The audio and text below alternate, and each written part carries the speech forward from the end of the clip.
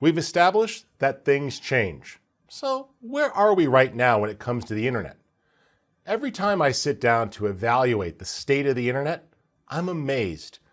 That's because things keep changing, and sometimes the change is subtle and you don't realize it. So let's look at some key trends of what's been going on. The pursuit of likes is at an all-time high.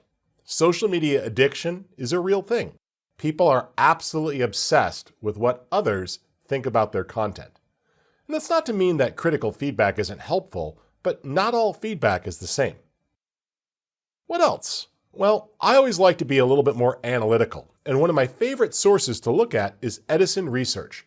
They publish a report called The Infinite Dial, which is one of the longest running reports about consumer behavior with access to technology and online media. I suggest you look up the Infinite Dial report for the last few years and really brush up. You'll be amazed at some of the insights, and it's a free report that you can access.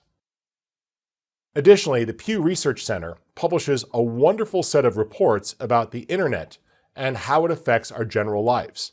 These are easy-to-consume reports with short articles and solid research that gives you good insight into trends both in the United States and around the world. One of the biggest things that has changed is access to technology.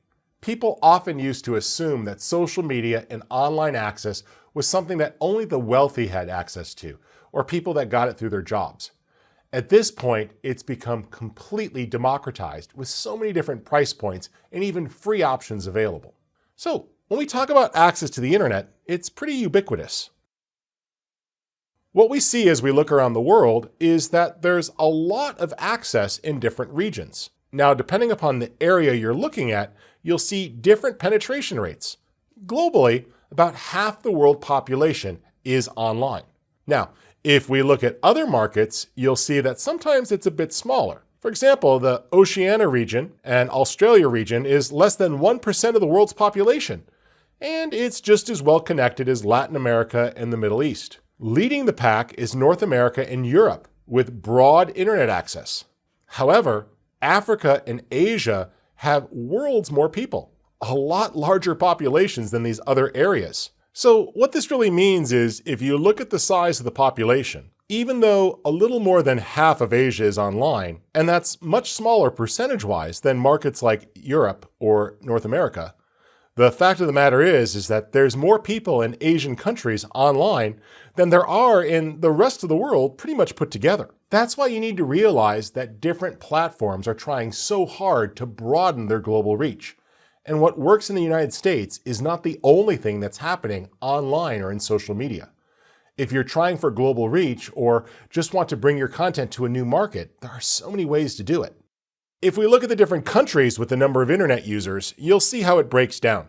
There's a lot of folks in different countries with access, and the United States certainly is up there. But China and India have more people online. And as we start to go through the top 10, you'll see that many countries do have online access, even those that may not necessarily have the highest economic resources. Countries like Mexico and Nigeria may not have the same purchasing power as China, but their country does have access to the internet and technology is broadly adopted. And as we go through the rest of the top 20, you'll see that it's a nice variety of around the globe, that many different markets have access to technology. What's fascinating is that some countries are extremely plugged in. While we think that Americans are the most plugged in, you'll notice that Europeans have stronger access to technology and even a more connected society.